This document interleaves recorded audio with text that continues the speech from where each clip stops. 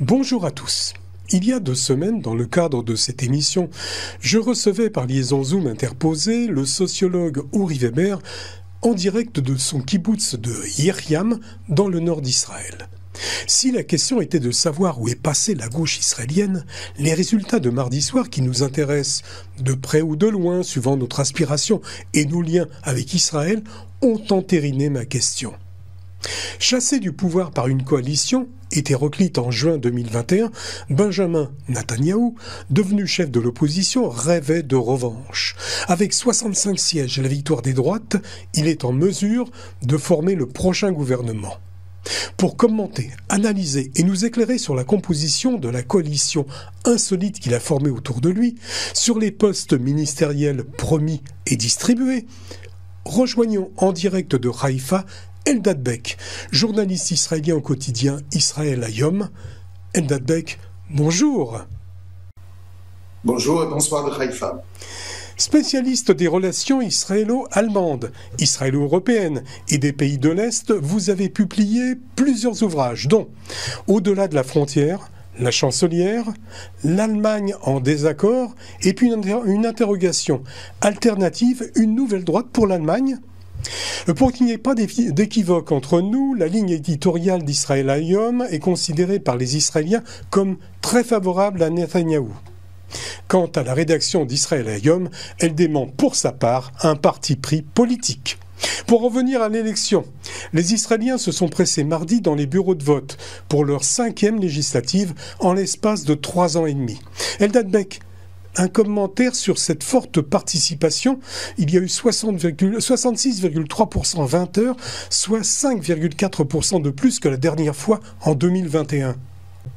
Alors, premièrement, il faudra que je corrige un peu, étant donné que tout ce que je vais raconter ce soir n'a rien à voir avec la ligne éditorialiste d'Israël Hayom, qui est un journal qui est devenu beaucoup plus pluraliste qu'il était au départ et qui représente aujourd'hui donc toutes les opinions publiques en Israël, et cette proximité imaginaire avec Netanyahou n'existe pas. Donc tout ce que je vais dire ce soir n'a rien à voir avec mon journal.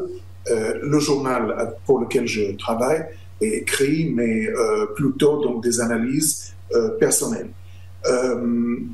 C'est effectivement quelque chose de formidable qui est passé mardi pendant toute la journée, étant donné qu'on avait l'impression que le public israélien qui a été appelé à voter pour la 5e fois en un peu plus de 2 ans est devenu très fatigué, qui ne voyait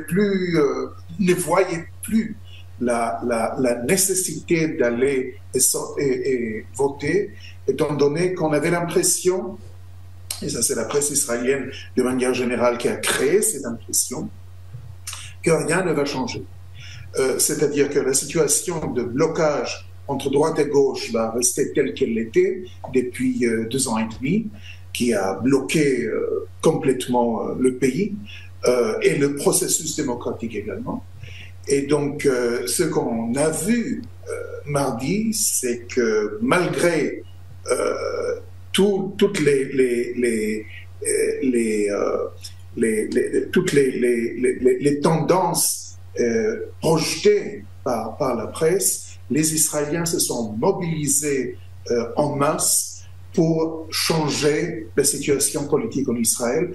Premièrement, pour avoir un résultat très clair, ce qu'on n'avait pas depuis 2 ans et demi, c'est-à-dire que pour la première fois depuis 2 ans et demi, on a une majorité de droite qui est très claire, très évidente, et sur cette base, on pourrait effectivement construire un gouvernement, créer un gouvernement.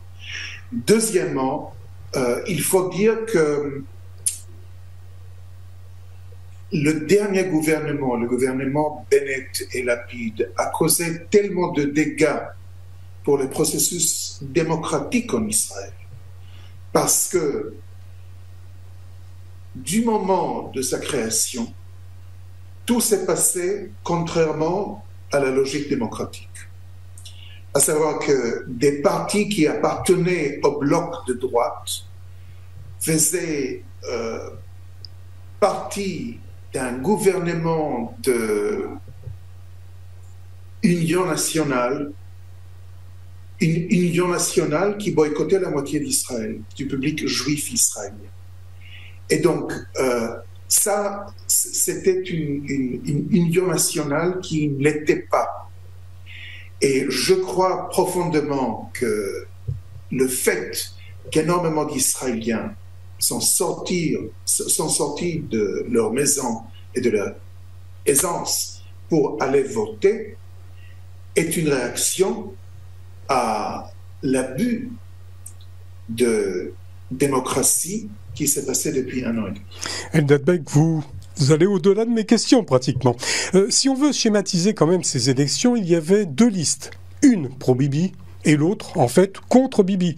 Eldad Bek, les sondages israéliens ne se sont pas trompés. Ils donnaient Netanyahou vainqueur, il l'a été, et c'est une déroute du centre et de la gauche, puisqu'il y a, au moment où on enregistre, 65 sièges pour la droite et 50 pour le bloc Lapid. On a l'impression qu'enfin les Israéliens ont décidé de leur avenir, non ? Absolument, parce que le gouvernement Bennett et Lapid, qui était à mes yeux un gouvernement très dangereux, a créé une nouvelle situation dans l'État juif en donnant en fait aux citoyens arabes, en donnant aux partis extrémistes arabes, non pas aux citoyens arabes, aux partis extrémistes arabes, nationalistes et islamistes, le droit de décider qui va gouverner Israël. Et ça, c'est quelque chose qui n'a pas existé depuis 1948. C'est-à-dire qu'il y avait toujours une vision très claire que les Arabes, les citoyens arabes, peuvent faire partie d'Israël, mais les partis radicaux arabes, qui représentent donc des courants nationalistes et islamistes, sont à l'écart, sont à côté, sont en marge, ne font pas partie de la coalition gouvernante. Or, ce qui s'est passé depuis 2 ans, c'est que d'une manière très précise, très voulue, les partis de centre-gauche, moi je les appelle les partis de gauche parce que je considère le parti de Lapid et le parti de Gantz partis de gauche, non pas parti de gauche idéologique, mais quand même parti de gauche. Mais c'était des anciens Meretz de toute façon. Oui, Meretz était... C'était des anciens de Meretz. Dès le départ, était pour la coopération avec ces partis. Il y avait déjà le gouvernement Rabin qui collaborait avec des partis arabes, autres partis arabes, pour pouvoir donc faire accepter les accords d'Oslo à l'époque. Mais être tellement dépendant des partis arabes, islamistes et nationalistes, anti-sionistes, ça c'est une situation complètement nouvelle et complètement dangereuse pour l'État d'Israël parce que, on l'a vu très bien, c'est-à-dire que pendant 1 an et demi, on a vécu une augmentation très forte de la violence essentiellement palestinienne, mais aussi la violence arabe à l'intérieur d'Israël. Et le gouvernement, étant donné qu'il était complètement dépendant au moins d'un parti arabe islamiste, était incapable de faire quoi que ce soit pour faire face à cette explosion de violence. À partir du moment où le gouvernement est tombé et il était clair que cette dépendance n'existait pas, c'est là qu'ils ont commencé à faire ce qu'il fallait faire, mais ça nous a donné une idée.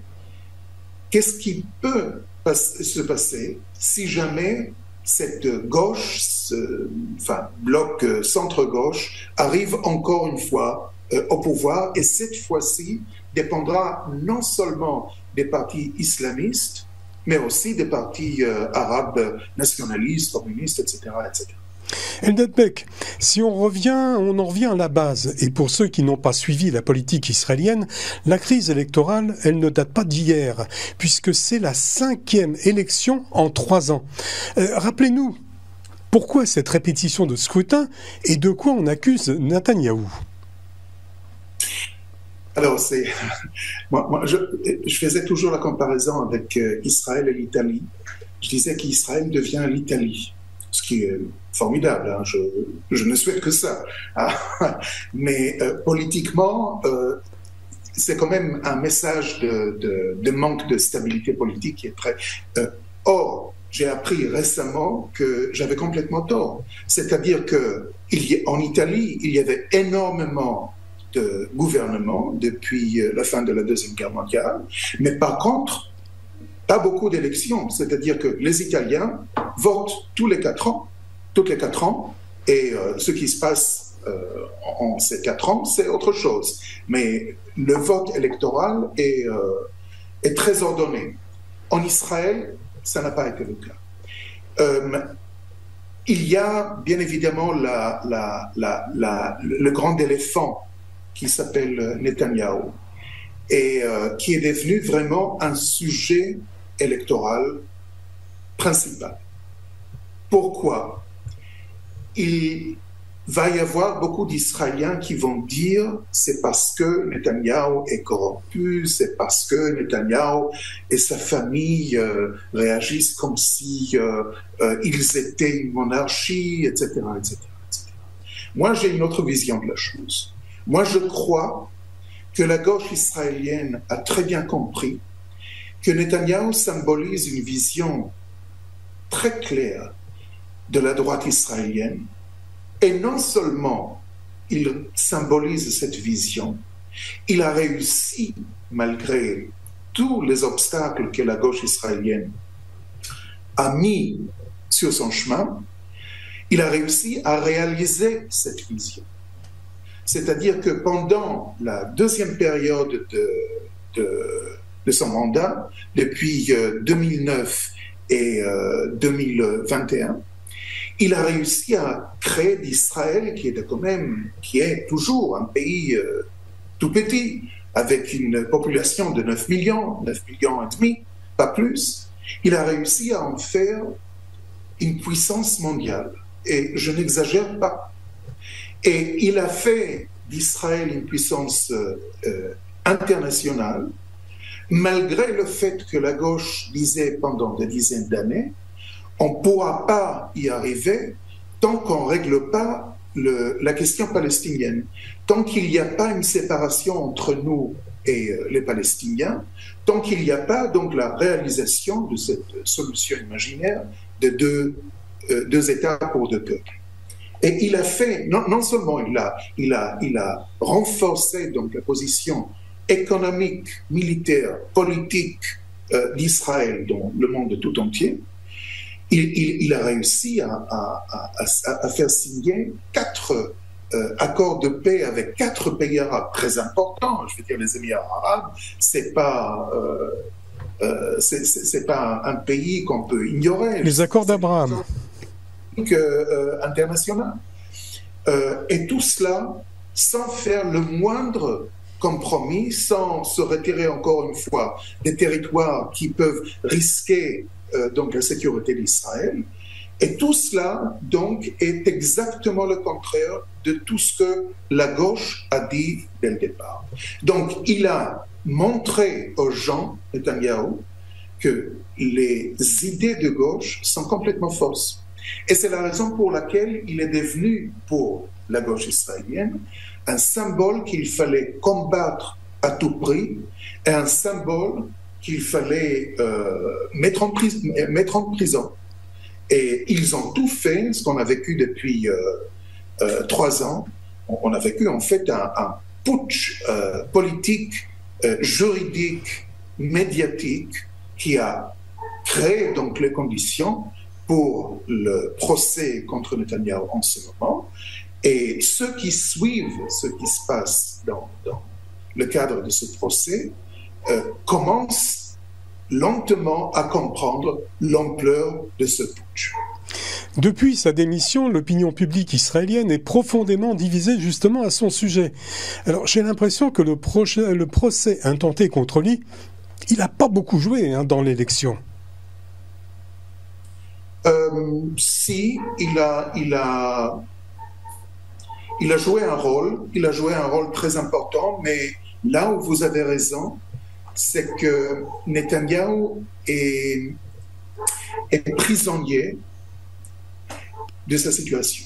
C'est-à-dire que, étant donné qu'il est déjà en procès, il ne peut pas maintenant mobiliser les masses contre le système juridique qui a tout fait pour contourner la démocratie israélienne et pour contribuer à la chute de Netanyahou qui s'est passée donc il y a 1 an et demi. Il ne peut pas, et ça c'est la chose qui dérange énormément des lecteurs de Likoud, ils savent que Netanyahou est dans une situation où il lui sera très difficile de faire progresser les réformes absolument nécessaires au sein du système juridique israélien, de manière à ce qu'on arrive de nouveau à une situation saine de n'importe quelle démocratie où les 3 pouvoirs de l'État, à savoir le pouvoir parlementaire, le pouvoir exécutif et le pouvoir juridique sont complètement séparés et savent très bien quelles sont les frontières et les limites de leur pouvoir. Aujourd'hui, ce qui se passe, c'est qu'on a une sorte de dictature juridique qui fait tout pour contourner à la fois le gouvernement et le Parlement, donc pour annuler la volonté du peuple et décider pour le peuple ce qu'une minorité élitaire de juges voit comme la réalité nécessaire pour le bien d'Israël. Ça, c'est pas une démocratie et il faut absolument changer cela. Et j'espère, mais il y a beaucoup de gens qui ne voient pas la chose venir. J'espère que le nouveau gouvernement de Netanyahou sera en mesure de faire la correction qui est plus de nécessaire. C'est vraiment l'avenir de la démocratie d'Israël qui est en jeu maintenant. Ce qui est paradoxal, Eldad Bek, c'est que l'électorat israélien semble fatigué de ces élections à répétition, dont il ne voyait pas la fin. Alors, qu'est-ce qui les a décidés? Qu'est-ce qui a décidé les Israéliens à participer plus fortement que la dernière fois à cette élection? Parce qu'elle était plus de 5% de plus. Je crois que c'est le processus antidémocratique qu'on a vécu d'une manière plus accentuée depuis 1 an et demi. Ce sentiment de viol, je dirais, de tous les droits civiques de chacun de nous. C'est-à-dire que les gens se sont dit, il faut mettre fin à une situation où on va aux urnes, on élit un parti ou un bloc, on arrive à avoir un résultat très clair pour ce bloc, et le lendemain, on se trouve dans une situation où en fait, on a perdu l'élection. Malgré la victoire, on est incapable de faire quoi que ce soit. Il y a eu un véritable vol d'une élection démocratique avec la décision de former donc le gouvernement Bennett et Lapid, et on a vécu depuis 1 an et demi avec maintes d'exemples l'abus du pouvoir au détriment du processus démocratique. Prenez par exemple la décision sur l'accord avec le Liban au Pour le sujet pour le gaz. Territoire maritime, les frontières du territoire maritime qui a bien évidemment un rapport avec le gaz. Là, normalement, un gouvernement qui décide, qui prend une décision très importante, tellement importante, est obligé d'aller à la Knesset, pour demander donc le soutien de la Knesset pour pouvoir faire passer donc cet accord. Or, ce qui a été fait, c'est absolument le contraire. C'est-à-dire que la Knesset n'a pas été consultée. Le gouvernement a accepté donc cet accord dont on ne connaît pas tous les détails. Et c'est tout à fait par hasard qu'on a appris que des intérêts personnels des personnes qui sont très proches du Premier ministre sortant, Yair Lapid, ces intérêts-là ont été servis par les accords. Donc ce n'est pas uniquement un abus de la démocratie, c'est en fait une corruption incroyable. Et ce qui énerve tellement d'Israéliens, c'est que Netanyahou est en procès en ce moment pour des crimes qui n'existaient pas, comme par exemple un couvrage positif aux médias, pour des contacts qu'il avait avec des personnes qui possèdent donc des médias en Israël. Or, quel homme politique n'a pas de lien avec des oligarques des médiatiques de son pays? Ça n'existait pas. Or, en Israël, c'est devenu un crime. Un crime uniquement pour Netanyahou, parce que tous les autres qui ont donc des contacts avec ces oligarques, y compris M. Netanyahou, eux ne sont pas touchés par le procès.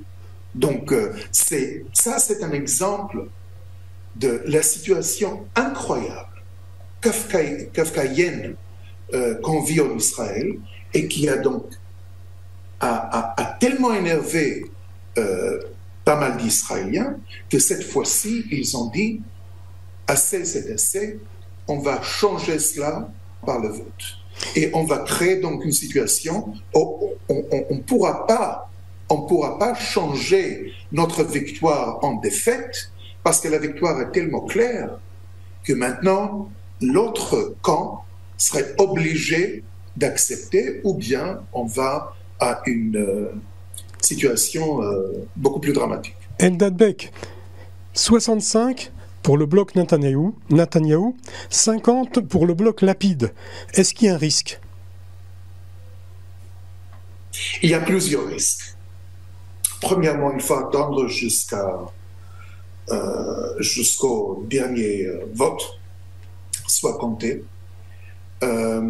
parce que ce qu'on appelle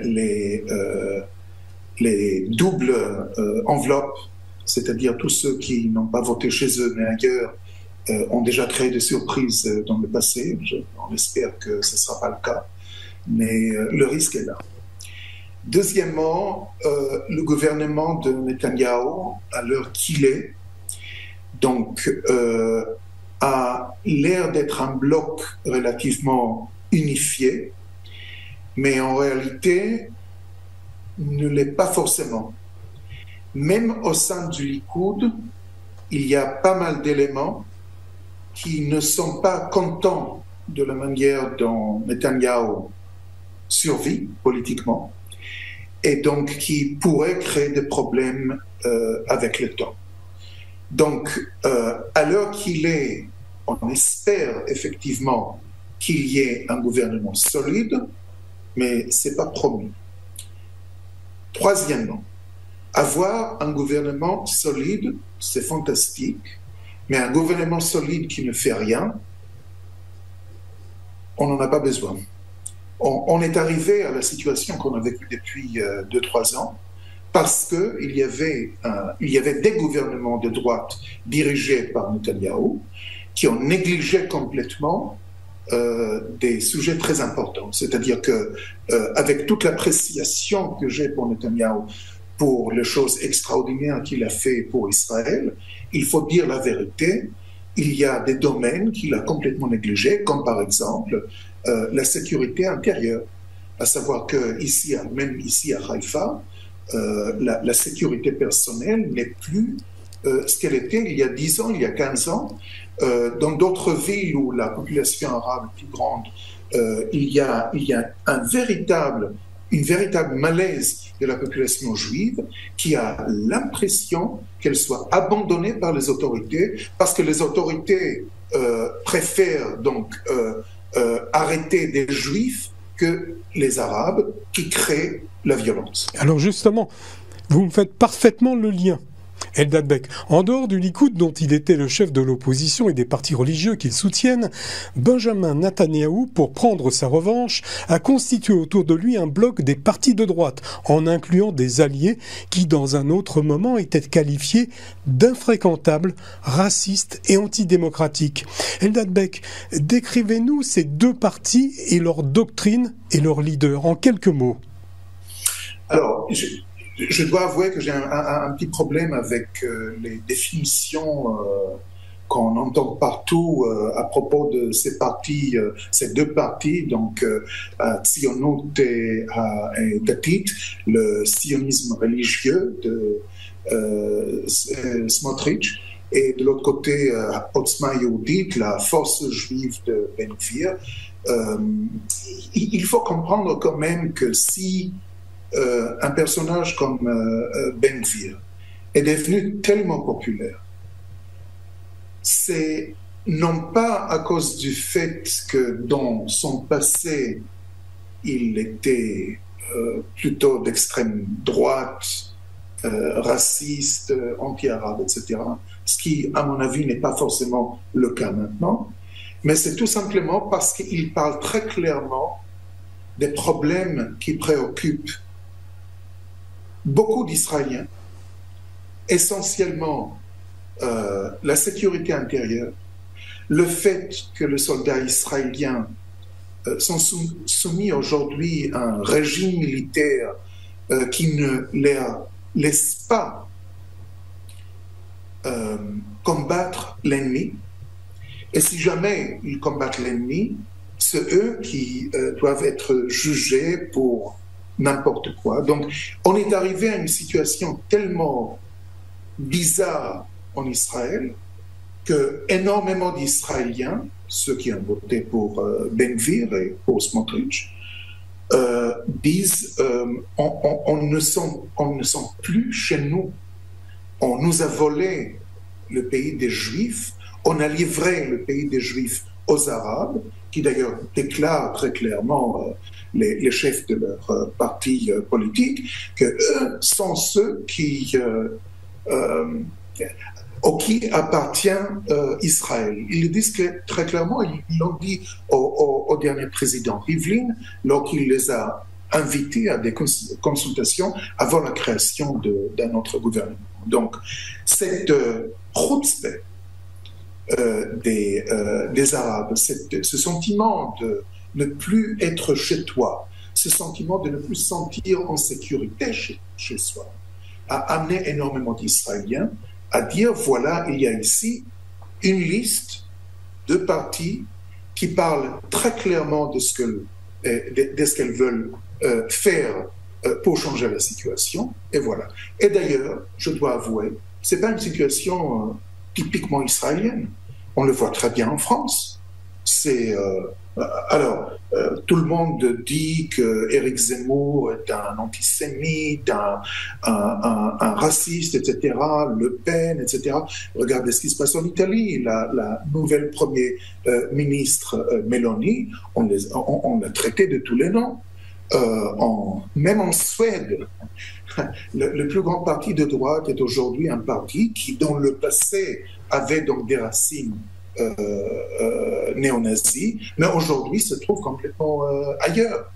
Et donc, tout cela est traité par la gauche, qui ne veulent pas reconnaître le problème qui préoccupe une majorité de la population. Tout cela sont traités de racistes, de nazis, etc., etc. Je pense qu'il faut quand même changer un tout petit peu de discours, regarder les choses telles qu'elles sont. Je ne pense pas que Ben Gvir est ce qu'il était il y a 20 ans. D'ailleurs, la gauche israélienne n'est plus ce qu'elle était il y a 20 ans. Il y a 20 ans, la gauche israélienne était encore sioniste. Lorsque je pense à Rabin, lorsque je pense à Pérez, lorsque je regarde aujourd'hui le Parti travailliste et le Parti Meretz, ils ont complètement changé, complètement laissé tomber le sionisme. Donc, tout le monde change, ok? Et donc, pour cette raison, je n'accepte pas ce jugement très rapide de Ben Gvir. Je dis, attendons de voir comment il va être au sein d'un gouvernement, comment il va être en tant que ministre, et à ce moment-là, on pourra donc décider s'il est bien pour Israël ou non. Autre composante de la coalition de droite, les partis religieux. Composés principalement de la liste unifiée de la Torah et du Chasse, ils sont depuis longtemps les arbitres des élections.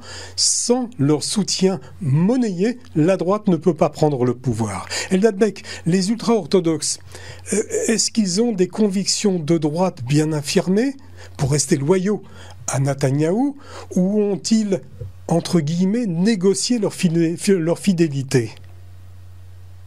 Je ne sais pas si nous devons parler maintenant d'une appartenance à la droite.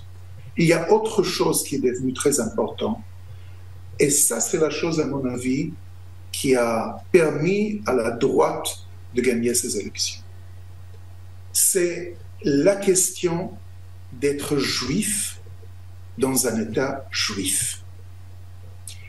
Et là, il n'y a pas de doute que ceux qui préservent mieux le caractère, ou ceux qui contribuent énormément à la préservation du caractère juif de l'État juif Israël sont des partis orthodoxes.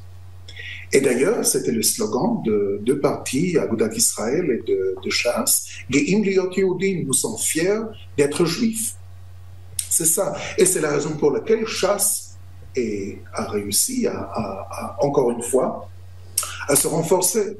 De l'autre côté, on dit, bon, les partis orthodoxes sont monnayés, etc. Mais la gauche a monnayé donc les partis islamistes. Donc il y a ici un balance entre les deux. Et pour un avenir normal d'un État juif fort, je préfère être dépendant des partis juifs que des partis islamistes ou nationalistes arabes. Eldad Beck, avec tout ce que vous venez de dire, un gouvernement va être formé. Néanmoins, le gouvernement issu de la coalition gagnante, est-ce qu'il pourra être stable? Si oui, d'après vous, pendant combien de temps? C'est une très bonne question. Netanyahou a dit pendant la campagne qu'avec 61 députés, il va avoir un gouvernement stable qui pourra gouverner pendant 4 ans. Apparemment, il va avoir plus que ça, ce qui est mieux, parce qu'avec 61, on est quand même susceptible à devenir donc victime de chantage de n'importe quel député de la majorité qui décide absolument qu'il veut avoir quelque chose. Il faut souligner le fait que 2 des 3 derniers gouvernements de Netanyahou ont complété donc une période de 4 ans, même plus, ce qui est une rareté dans la politique israélienne. Donc, il a la capacité de faire cela. Il a déjà montré, de garder une stabilité. La grande question est un gouvernement stable, mais pourquoi? Si c'est uniquement pour gouverner, pour ne pas résoudre les vrais problèmes dont on a parlé tout à l'heure, à savoir donc la réforme obligatoire du système juridique, de manière à ce que, de nouveau, on ne se trouve pas dans une situation où quelques fonctionnaires qui n'aiment pas trop le Premier ministre décident de le mettre en procès. la sécurité intérieure, qui est quand même un problème très, très grave. Hein. C'est-à-dire qu'on a vu la violence exploser à l'intérieur d'Israël plusieurs fois dans les dernières années. Et les Israéliens, les Juifs israéliens, se sentent vraiment très mal à l'aise avec cette situation. On ne sent plus chez eux, chez soi. Et là, effectivement, il faudra faire des choses très ponctuelles, très dramatiques et très rapides pour changer la situation d'une manière radicale. Il faut dire aussi que la stabilité du prochain gouvernement sera aussi l'effet de l'effacement de la gauche israélienne. À savoir qu'à l'heure qu'il est, il n'y a pas vraiment une alternative. On voit la gauche idéologique, le parti travailliste, le parti Meretz, qui ont été quasiment ou presque effacés de la scène politique. Ce que je regrette beaucoup, parce que je crois que chaque démocratie a besoin d'une opposition idéologique. L'autre côté, on a donc ces deux partis de n'importe quoi, de Yair Lapid, de Benny Gantz, qui sont à la fois gauche, à la fois droite, à la fois centre, qui n'ont pas un programme très clair. On voit pas du tout ce qu'ils veulent faire, à part donc se séparer des Palestiniens et mettre en cause donc la sécurité d'Israël. Encore une fois, comme si ils n'ont pas la capacité d'apprendre les leçons du passé. Eux sont en train de s'accuser de la responsabilité, qui est responsable de la défaite de cette semaine. Lorsqu'on a deux leaders, lorsque la gauche est conduite par deux personnages qui n'ont pas vraiment un bagage intellectuel nécessaire pour gouverner Israël, qui est quand même encore dans une situation très fragile au Proche-Orient, avec une politique très fragile à cause de la constitution de la population israélienne. Lorsqu'on n'a pas la capacité de faire ça, je ne vois pas comment la gauche israélienne va se sortir de cette crise très profonde qui lui attend. 5 législatives en l'espace de 3 ans et demi démontrent aussi la vitalité et la démocratie israélienne, mais aussi ses faiblesses. 40 listes ont été déposées, dont 14 principales. Eldad Beck, il n'y aurait pas une perversion de la démocratie israélienne? Puis il y a une sous-question. Comment on peut y remédier? Par une révision du mode de scrutin? C'est une très bonne question. Il ne faut pas oublier qu'on a essayé plusieurs fois de changer de système électoral, ce qui n'a pas vraiment aidé à stabiliser la situation, bien le contraire. Donc on est retourné dans l'ancien système. Je pense que ce qui serait important, c'est monter le seuil d'admission à la Knesset, qui est en ce moment à 3,5%. Je pense que ce serait très important d'aller dans le pas d'autres démocraties, comme par exemple l'Allemagne, où le seuil est de 5%. C'est-à-dire qu'avec cela, des partis qui n'ont pas de chance vont disparaître d'eux-mêmes. Et éventuellement, de cette manière-là, on arrivera à rendre la démocratie israélienne un peu plus stable. Je ne crois pas que changer le système politique en Israël en un système présidentiel comme en France va vraiment aider. À vrai dire, être juif et avoir un autre avis. On le sait, il y a 3 juifs avec 5 opinions différentes. Et dans cette mentalité, Israël est parfaitement juif. Et je préfère, à vrai dire, qu'il y ait donc cette multitude de partis, de visions, d'idées, à qu'on arrive à la situation qu'on avait depuis quelques années, à savoir que l'idéologie a été remplacée par ce qu'on pourrait éventuellement appeler la personnologie. C'est-à-dire que tout a été concentré autour de la personne de Netanyahou ou autour de la personne de Lapid. Et au lieu de parler de choses qui sont fondamentales pour l'avenir d'Israël, c'est pas le fait qu'Israël maintenant s'en sort très bien militairement, économiquement, etc., ne veut pas dire que tous nos problèmes sont réglés. Bien le contraire. Il y a la situation avec l'Iran, il y a la situation avec le Hezbollah, il y a la situation avec le Hamas et l'OLP. Que sais-je ce qui va se passer avec la disparition de Mahmoud Abbas? On sait très bien que maintenant, on fait face à une intifada en Judée et Samaria. Et il y a aussi la question de la violence de la population arabe à l'intérieur d'Israël. Donc tout cela, c'est quand même une situation explosive. Et on n'a pas le luxe de continuer cette bagarre, Netanyahou oui, Netanyahou non, Lapid oui, Lapid non. Il faut retourner aux idées et non pas aux personnes. Et ça serait, à mon avis, déjà une contribution très importante à la stabilité politique en Israël.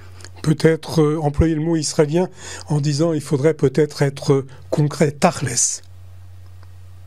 Exactement. Et comme j'ai dit, il y a énormément de choses dont nous devons parler tachles, y compris cette illusion, il faut l'avouer, l'effacement de la gauche israélienne veut dire une chose, c'est non pas que les Israéliens sont devenus d'extrême droite, c'est que la vision de la gauche israélienne, économique, et par rapport au processus de paix, cette vision a complètement échoué. Et il faut dire les choses telles qu'elles sont. Après le retrait de la bande de Gaza, Israël ne peut pas se permettre un autre retrait des territoires de Judée et de Samarie. Parce que chaque retrait de ces territoires va mettre l'existence d'Israël en péril. Eldad Bek, dernière question. Depuis 1996, Netanyahou est considéré comme l'épicentre de la politique israélienne. Alors d'après vous, est-ce qu'il y a une autre alternative et est-ce qu'elle serait souhaitable ? Il doit y avoir une alternative parce que Netanyahou ne va pas être là pour l'éternité. Et je crois reconnaître quelques alternatives au sein du Likoud aujourd'hui. Je pense à Yariv Levin, qui est un homme très fort, très idéologique, et qui a un caractère très correct. Et donc, ce serait très, je dirais, impossible de lui créer des procès comme on a fait à Netanyahou. Je pense à Amir Ohana, qui était donc le ministre de la Sécurité intérieure et ministre de la Justice, et qui est donc le premier ministre homosexuel en Israël. Donc là, quand même, on accuse la droite israélienne d'être radicale, xénophobe, homophobe, je ne sais pas quoi, mais voilà, les premiers à nommer un ministre au sein du gouvernement, et pour des portefeuilles qui sont quand même qui sont très importants, c'est la droite israélienne. Ça, en plus, je crois qu'avec Amir, qui est d'origine marocaine, c'est pas que je dis qu'il doit devenir Premier ministre parce qu'il est d'origine marocaine. Mais je crois qu'il était temps qu'Israël a aussi un Premier ministre marocain. Et je crois que le Likoud, en tant que le parti qui a permis aux Juifs venant des pays arabes en Israël de devenir vraiment partie de la société israélienne, qui a permis donc cette démocratisation extraordinaire, le Likoud ferait une bonne chose si ce parti décide un jour, peut-être prochainement, qu'Amir Ohana pourrait devenir donc un Premier ministre.